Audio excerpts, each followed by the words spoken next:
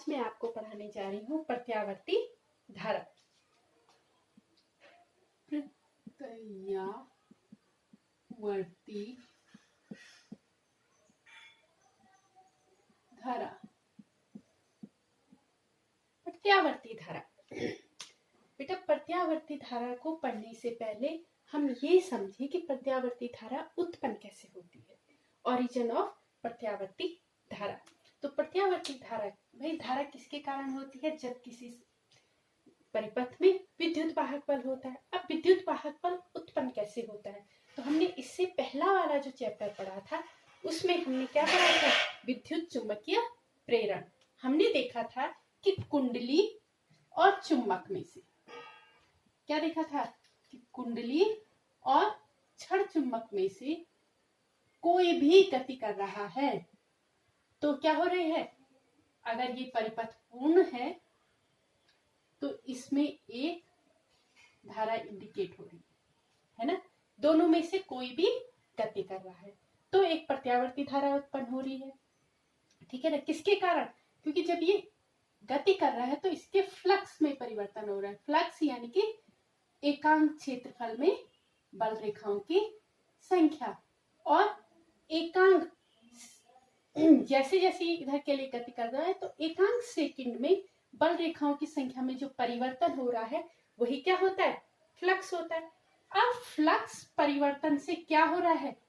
एक विद्युत वाहक बल उत्पन्न हो रहा है। आपने किसमें पढ़ा है? ये फैराडे के विद्युत चुंबकीय प्रेरण के नियम में क्या पढ़ा है कि जो विद्युत वाहक बल है वो किससे उत्पन्न होता है? फ्लक्स परिवर्तन से। माना कुंडली में फेरों की संख्या n है तो d∅/dt है ना, विद्युत वाहक बल उत्पन्न हो रहा है।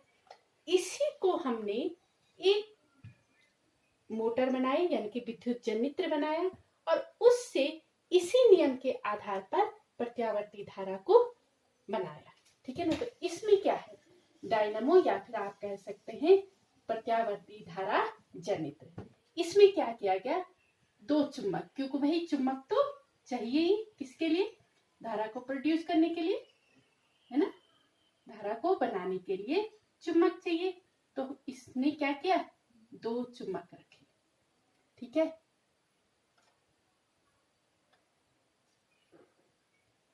थोड़ा दूर दूर कर लेते हैं।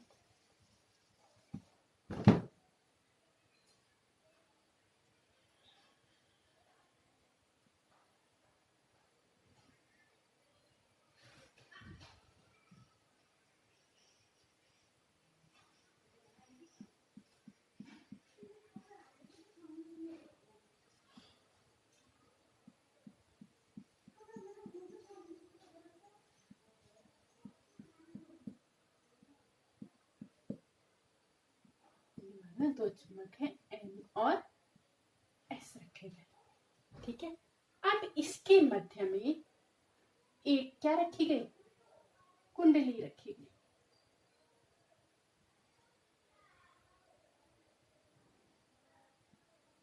एक कुंडली रखी गई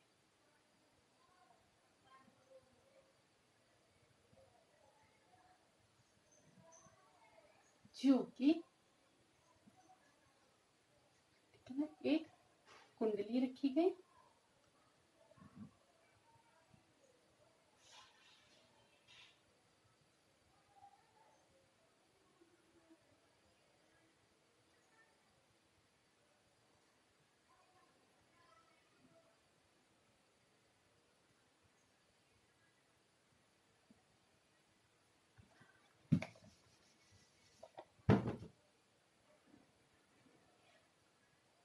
जिसपे क्या लगाई गई?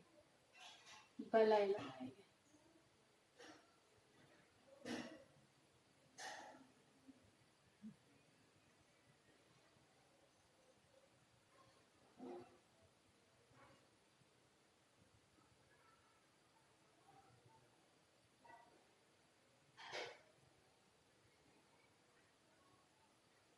R1 और R2 जिसकी सहायता से ये घूम रहे हैं और यह इस अक्ष के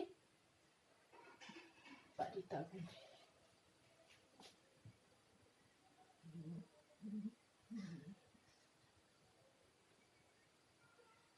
ऐसे घूम, ठीक है ना।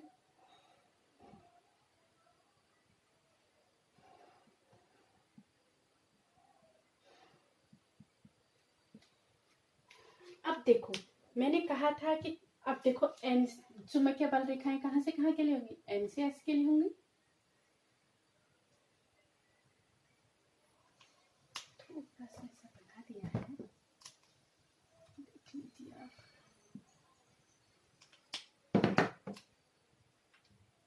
एन से एस के लिए चुंबकीय बल रेखाएं।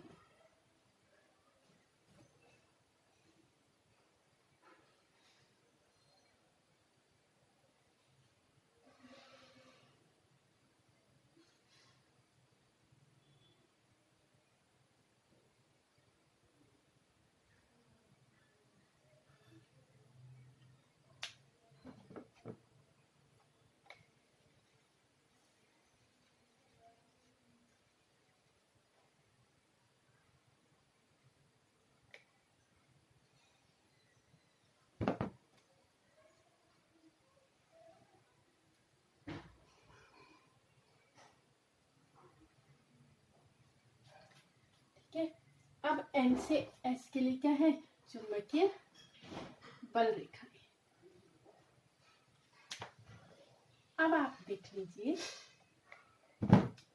हमने फैराडे के विद्युत चुंबकीय प्रेरण के नियम से क्या पढ़ा है कि ये कुंडली हमने पढ़ा है फाई इक्वल टू क्या होता है, बी ए कॉस थीटा, ये पढ़ा है ना।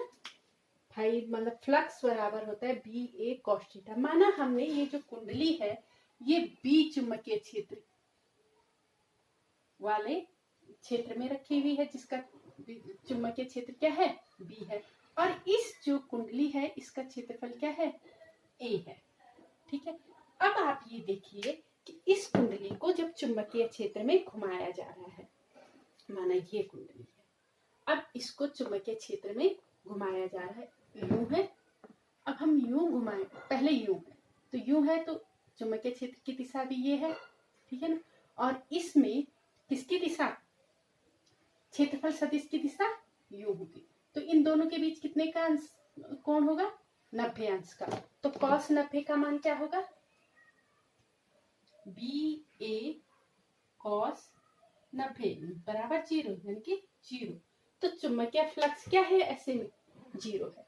अब जैसे ही हम इसे घुमाते हैं तो ये इसका कोण बदलता है 0 से, ऐसे बदल रहा है। तो फिर क्या हो रहा है, जैसे जैसे ये बदलेगा वैसे ही वैसे जो ये चुंबकीय बल रेखाएं हैं ये इस पृष्ठ से गुजरने लगेंगी।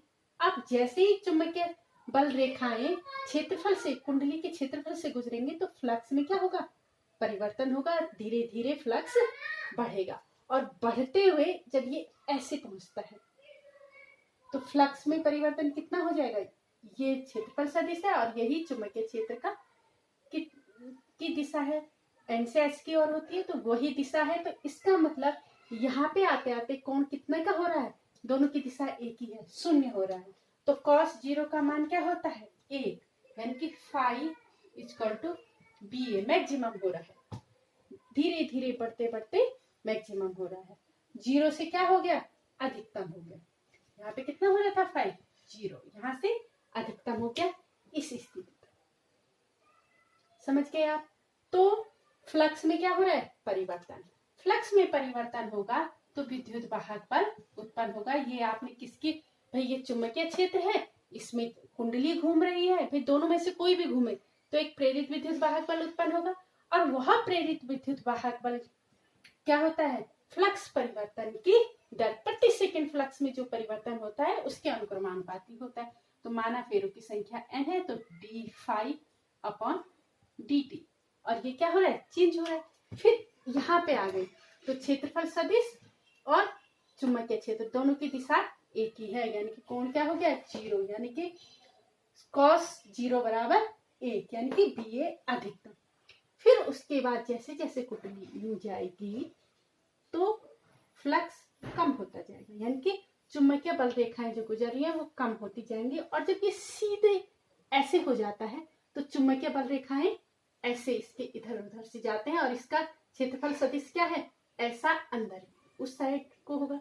तो क्षेत्रफल सदिश और बल रेखाओं के बीच कितने का कोण है, 90 अंश का। तो फिर जब कुंडली इस स्थिति में पहुंचेगी तो 0 हो जाएगा, है ना। तो मैक्सिमम हो रहा है, मैक्सिमम से 0 हो रहा है, फ्लक्स परिवर्तन हो रहा है। इसको हम ऐसे भी दिखा सकते हैं। देखो, जब फ्लक्स परिवर्तन 0 था तो यहाँ पे धारा थी, धारा भी 0 थी। जैसे ही फ्लक्स बढ़ता गया वैसे वैसे फ्लक्स धारा का मान बढ़ता गया, और एक स्थिति ऐसी आई जब हम 90 अंश के कोण पे थे कि जब क्षेत्रफल सदिश और विद्युत चुंबकीय क्षेत्र के बीच का कोण 0 था, तो मैक्सिमम धारा थी। अधिकतम विद्युत वाहक बल E क्या हो जाएगा, अधिकतम हो जाएगा इस बिंदु पे E0। और फिर इसके बाद देखो, पहले इस दिशा में जा रहा था, अब इससे विपरीत दिशा में इधर के लिए आ रहा है, ये ऐसा हो गया, अब ये इधर के लिए आ रहा है। तो पहले धारा इधर से बह रही थी, अब विपरीत दिशा से बहेगी, तो फिर ये धीरे धीरे 0 से बढ़ेगा और मैक्सिमम होता हुआ फिर से अपनी पूर्व स्थिति यानी कि यहाँ पे आ जाएगा।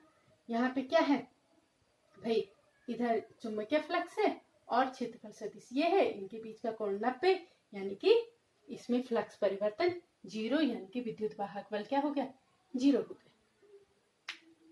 तो हम क्या देखते, कैसे इसमें धारा उत्पन्न हो रही है भाई, अल्टरनेट करंट उत्पन्न हो रही है। समय के साथ जैसे जैसे ये गति कर रहा है वैसे वैसे धारा परिवर्तित हो रही है। तो E इक्वल हो गया -N/d∅/dt, ठीक है।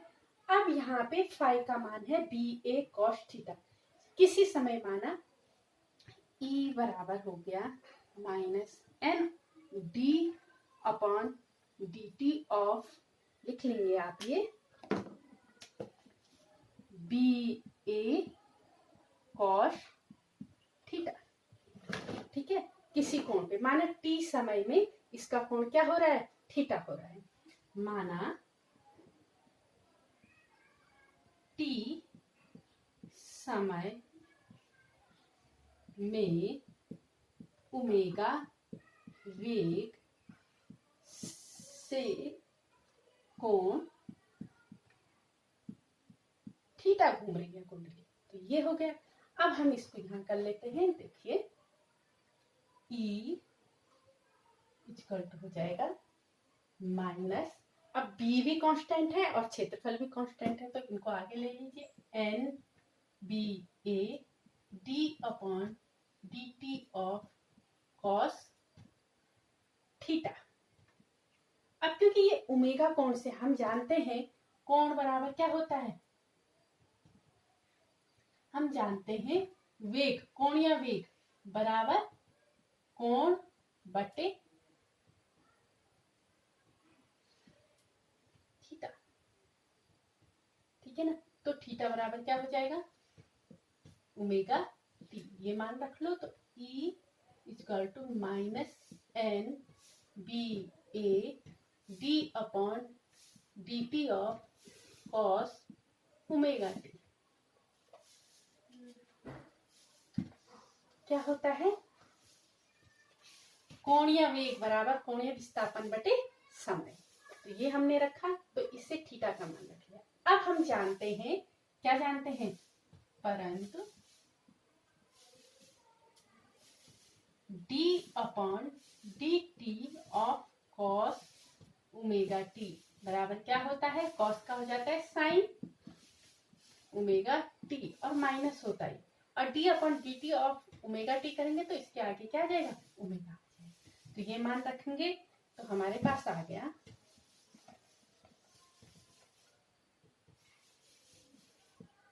-NBA, और ये माइनस माइनस का प्लस हो जाएगा, ओमेगा साइन ओमेगा टी, ये आ गया आपका। अब देखिए, जब हम ये मैक्सिमम है भाई, जब E का मान क्या है, अधिकतम कब होगा भाई, ये तो नियत है फेरों की संख्या, BV जो आपने चुम्बक लगाया है उसके अनुसार नियत होगा, A कुंडली का क्षेत्रफल नियत होगा, ओमेगा किस वेग से ये घूम रहा है ये भी नियत है। तो फिर साइन ओमेगा के मान पर ही डिपेंड करेगा कि समय के साथ साइन ओमेगा का मान क्या हो रहा है। अब जब ये ऐसे होता है तो साइन ओमेगा का मान कब अधिकतम होगा, जबकि इसका मान क्या हो 90 अंश हो। साइन 90 का मान 1 होता है तो ई मैक्सिमम माना ई अधिकतम के लिए हम 0 दिखाते हैं, तो E0 अधिकतम विद्युत वाहक बल कब होगा, जब N B A omega sine omega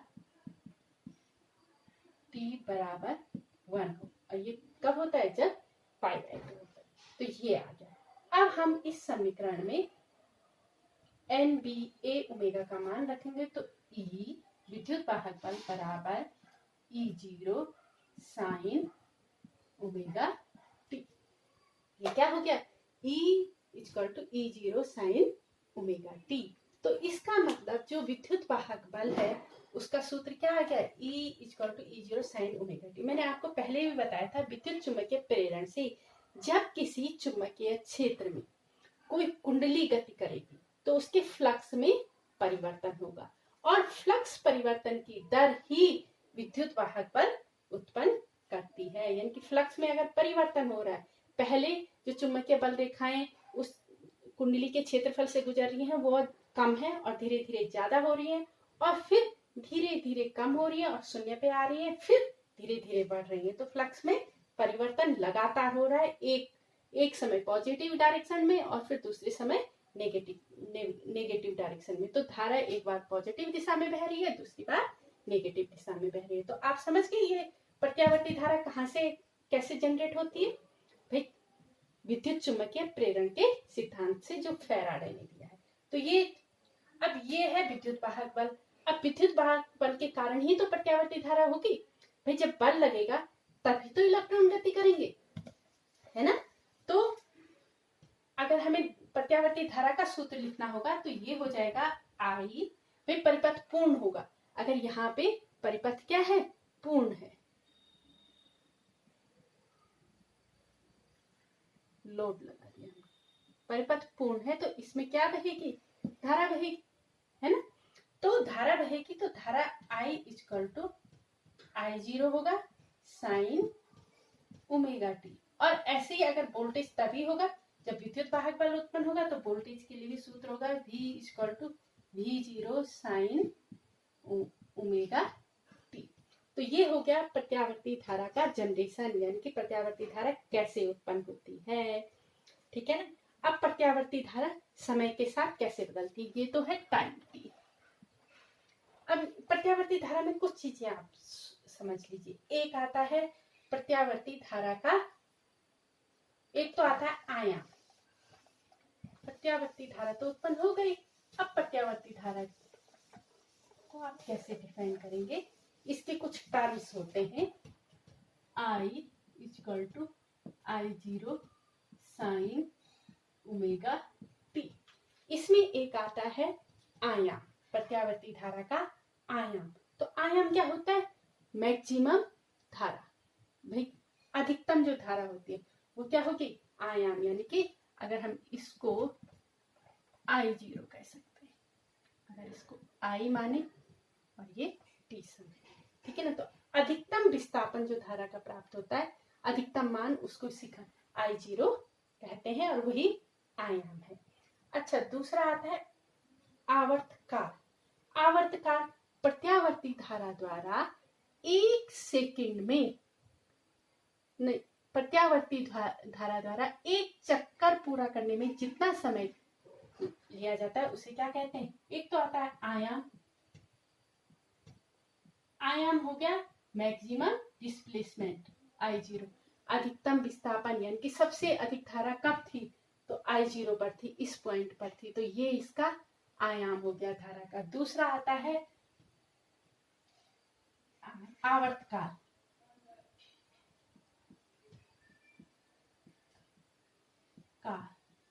तो एक चक्कर पूरा करने के लिए जितना समय लेता है यहाँ से यहाँ तक एक चक्कर पूरा करने में जो समय लगता है उसे कहते हैं आवर्तकाल t। और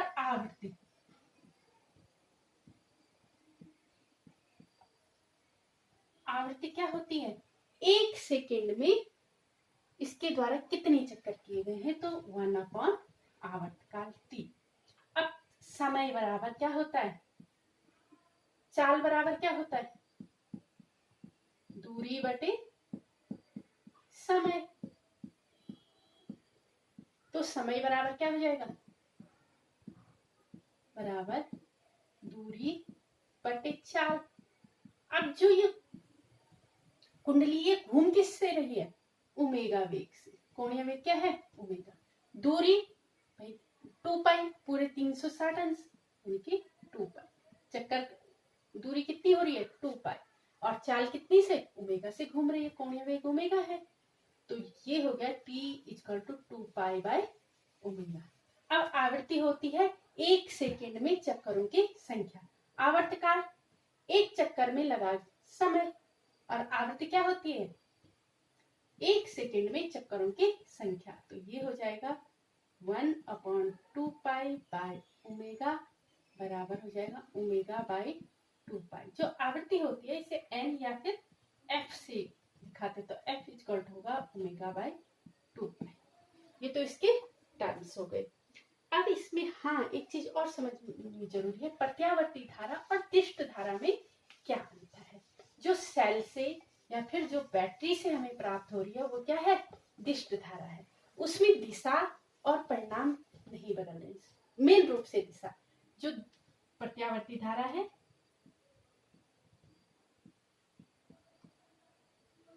धारा में परिणाम और दिशा हर सेकंड बदल रहा है। पहले यहाँ था फिर यहाँ था, तो यहाँ पे परिणाम दूसरा है और दिशा दूसरी है। यहाँ पे परिणाम दूसरा है, दिशा दूसरी है। यहाँ परिणाम दूसरा है, दिशा दूसरी। तो ये तो हो गया प्रत्यावर्ती धारा। ये हो गई प्रत्यावर्ती धारा जिसमें हर समय परिणाम समय के साथ और दिशा बदल रही है। दिशा ये हो गई और परिणाम इतना हो गया, यहाँ I0 I यहाँ पहुंच गया है ना। तो परिणाम और दिशा जिसमें बदले आवर्ती रूप से, फिर दोबारा ऐसा ही हो जाएगा। तो वो क्या है? प्रत्यावर्ती धारा। दिष्ट धारा क्या है?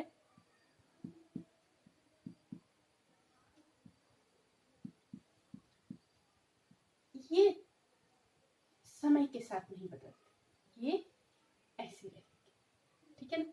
दिष्ट धारा समय के साथ नहीं बदलती, इसका परिणाम और दिशा सदैव क्या होते हैं? नियत रहते हैं। इसके परिणाम और दिशा समय के साथ बदलते रहते हैं। मुख्य रूप से दिशा समय के साथ क्या हो रही है? बदल रही है, और इसकी नहीं बदल रही है, तो दिष्ट धारा। प्रत्यावर्ती धारा समय के साथ दिशा और परिणाम दोनों बदलते हैं, दिष्ट धारा समान बनी रहती है। ठीक है ना। मानो ये समय t है और ये धारा I है, तो ये I बनी हुई है और ये इधर है धारा I और ये है समय t, समय के साथ बदल रही है। ठीक है ना। तो दिष्ट धारा ये हो गई और ये प्रत्यावर्ती धारा हो गई। ठीक है। दूसरा इसमें अंतर क्या है? देखो प्रत्यावर्ती धारा क्योंकि बदल रही है तो इसकी एक आवृत्ति है ना। प्रत्यावर्ती धारा की एक आवृत्ति है जो हमारे घरों में, इंडियन भारतीय घरों में 50 हर्ट्ज या फिर 50 चक्कर पर सेकंड है। विदेशों में ये 60 चक्कर पर सेकंड भी है। जबकि दिष्ट धारा की आवृत्ति क्या होती है? कुछ नहीं होती, क्योंकि ये बदल नहीं रही है भाई। एक निश्चित समय बाद नहीं बदल रही है तो आवृत्ति शून्य कही जा सकती है। ठीक है ना। अच्छा हाँ, प्रत्यावर्ती धारा का जो मात्रक होता है उसे चक्कर पर सेकंड या फिर हर्ट्ज में नापा जाएगा। ठीक है। प्रत्यावर्ती धारा दिष्ट धारा की समान, अगर हम 220 वोल्ट की प्रत्यावर्ती धारा लेते हैं और 220 वोल्ट की दिष्ट धारा लेते हैं तो प्रत्यावर्ती धारा दिष्ट धारा की अपेक्षा अधिक खतरनाक होती है। ठीक है ना। क्योंकि इसमें जो 220 मापा जाएगा, इसका जो मैक्सिमम विस्थापन होगा वो इसका शिखर मान होगा। ठीक है ना। और दिष्ट धारा उतनी रहेगी 220 वोल्ट, तो ये अधिक खतरनाक होती है। दूसरा प्रत्यावर्ती और दिष्ट धारा में क्या अंतर है? प्रत्यावर्ती धारा को आप दूर दूर तक भेज सकते हो क्योंकि इसे ट्रांसफार्मर से उच्च और निम्न में किया जाता है, जबकि दिष्ट धारा को दूर तक भेजना बहुत टफ होता है। ठीक है ना। फिर जो प्रत्यावर्ती धारा होती है, हाँ बस इतना ही इसमें है, ये दिशा और प्रत्यावर्ती धारा, हाँ इसको हम नियंत्रित कर सकते हैं प्रतिरोधों से और चीजों से। ठीक है ना। और इसे आसानी से नियंत्रित नहीं किया जा सकता, नहीं कर पाते हैं। लेकिन वैसे प्रत्यावर्ती धारा ज्यादा उपयुक्त है आज के दौर में, जबकि हम जो घर में अप्रेंटिस यूज करते हैं, चाहे टीवी है चाहे और चीजें हैं, चाहे हम, तो उसमें क्या होती है? दिष्ट धारा होती है, तो वो परिवर्तित करते हैं रेक्टिफायर के द्वारा। तो ये आ गया आपका प्रत्यावर्ती धारा और दिष्ट धारा। तो प्रत्यावर्ती धारा फिर आपने पिछला चैप्टर पढ़ा है विद्युत चुम्बकीय प्रेरण, तो उसी से प्रत्यावर्ती धारा उत्पन्न हो रही है। एक हमने एक ऐसा उपकरण बनाया है जिसमें हमने चुम्बक रखा है, जिसमें हमने कुंडली रखी है, कुंडली में फ्लक्स परिवर्तन हो रहा है जिससे धारा जनरेट हो रही है। क्योंकि आपको पता है फ्लक्स परिवर्तन से एक विद्युत वाहक बल उत्पन्न होता है, और अगर परिपथ बद्ध है, कंप्लीट है, तो वो उसमें